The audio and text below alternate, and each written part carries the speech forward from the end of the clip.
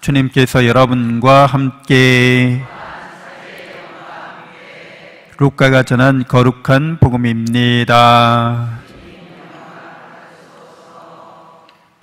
그때 예수님께서 다 말씀하시자 어떤 바리사이가 자기 집에서 식사하자고 그분을 초대하였다. 그리하여 예수님께서 그 집에 들어가시어 자리에 앉으셨다. 그런데 그 바리사이는 예수님께서 식사 전에 먼저 손을 씻지 않으시는 것을 보고 놀랐다. 그러자 주님께서 그에게 이르셨다. 정녕 너희 바리사이들은 잔과 접시의 겉은 깨끗이 하지만 너희의 속은 탐욕과 사악으로 가득하다. 어리석은 자들아, 겉을 만드신 분께서 속도 만들지 않으셨느냐? 속에 담긴 것으로 자선을 베풀어라. 그러면 모든 것이 깨끗해질 것이다. 주님의 말씀입니다.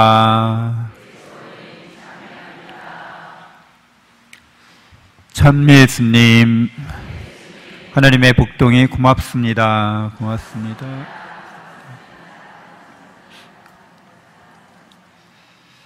네, 여러분들 다 욕심이 있죠? 네, 욕심이 없으면 밥 먹는 욕심도 없으면 밥 숟가락 놔야 되잖아요.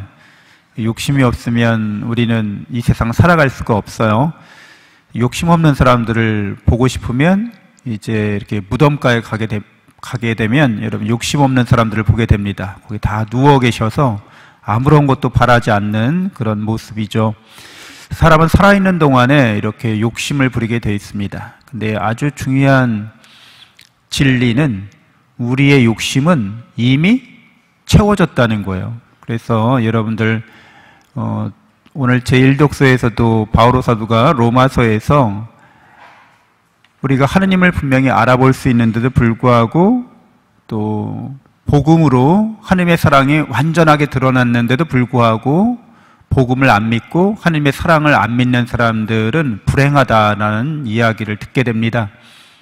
그래서 우리가 원죄라고 말하는 창세기에 나오는 이야기를 듣게 되면 우리가 어디서부터 잘못됐는지를 알게 돼요. 하나님이 우리를 사랑하시잖아요. 그래서 우리가 하나님의 사랑으로 하나님을 닮은 존재가 됐고, 그래서 하나님의 사랑과 은총 안에서 하나님을 닮아가는 게 그게 인간인 거예요. 그게 우리인 거예요. 그러니까 하나님의 사랑은 우리에게 언제나 충만한 거죠. 진실하고 영원합니다. 그래서 하나님께서 사랑하시기 때문에 당신을 주는 거예요, 우리에게. 사랑은 다 그런 겁니다. 사랑을 다 해보셨기 때문에 사랑이 뭔지 다 아시잖아요? 사랑은 선한 것을 주는 거예요. 또 선하게 대해주는 거예요. 그렇기 때문에 하나님께서 우리를 사랑하신다는 것을 성경이 말해줘요. 그래서 영원한 생명, 영원한 행복이 하나님의 나라가 우리 거예요. 그것보다도 하나님이 우리 거예요. 나는 네 거야 이러죠. 서로 사랑하면 그러죠. 너는 내 거, 나는 네 거 이러잖아요. 그게 사랑인 거예요. 모르세요? 다 그랬잖아요. 그렇죠? 찜하고 내 거야 이렇게. 그러니까 하나님이 우리를 찜하신 거고 우리도 하나님 소유가 된 거고 하나님도 내 소유가 되는 게 사랑인 거죠. 그래서 이게 진리예요. 진실이에요. 근데 마귀가 뱀의 모습으로 창세기에 나타나잖아요. 그래서 뭐라고 얘기해 주는 거예요? 너 사랑하지 않는다는 거예요. 하나님이 너를. 그래서 이 선악과를 먹으면 네가 하나님처럼 될 걸 알고서 이걸 먹지 말라고 하셨다는 거예요. 하나님을 인색한 하나님으로. 거짓말이잖아요. 여러분들이 거짓말에 속는 게 바로 원죄의 시작인 거죠. 그래서 진실에서 멀어졌다는 거예요. 그래서 이 거짓된 사람들은 하나님이 나를 사랑하지 않는구나. 나도 하나님 사랑하지 않을래. 나는 내 스스로 하느님이 돼야지 이런 생각을 하는 거예요. 나 스스로 하느님이 돼야지. 뭐 어떻게 해서 하느님이 될까? 내가 세상의 재물들을 많이 차지해야지. 세상에 내가 명예를 다 차지해야지. 내가 권력을 다 차지해야지. 그래서 내가 하느님이 될 거야. 그래서 이런 정치인들 중에는 대부분의 이런 권력 욕구가 센 사람들이 많아요. 기업가들 중에는 재물욕이 강한 사람 당연히 많겠죠. 뭐 이렇게 유명한 사람들은 그 명예욕이 강한 사람들이 많아요. 그러니까 그렇게 되는 거예요. 근데 중요한 거는 그걸 통해서 하느님이 될 수 있을까요?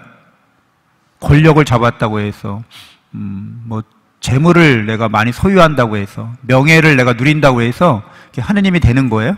그런 걸로 하느님이 될 수 있는 게 아니에요. 어떻게 하느님이 되는 거예요? 하느님의 사랑으로, 하느님의 은총으로, 하느님을 사랑함으로 우리가 하느님이 되는 거예요. 그게 인간의 진실한 삶이고 인간의 본연의 모습이잖아요. 인간은 사랑하고 사랑받을 때만 행복한 거예요. 돈이, 권력이, 명예가 높아도 사랑이 없으면 되게 불행해요. 허무하다고요. 네? 우울하다고요. 아무도 나를 사랑해주지 않아. 내가 돈이 많고 권력이 많고 명예가 있는데도 아무도 나를 이렇게 따뜻하게 대해주지 않고 선하게 대해주지 않으면 얼마나 허무하고 절망에 빠지겠어요. 그러니까 그렇게 하느님이 되는 게 아니라는 거죠. 그러니까 여러분들은 늘 하느님의 사랑과 은총을 충만히 받고 있다는 것을 깨달은 사람들이죠. 세례받았다고 하는 거는 그 증거예요. 예수님이 나를 위해서 하느님의 사랑을 드러내신 거죠.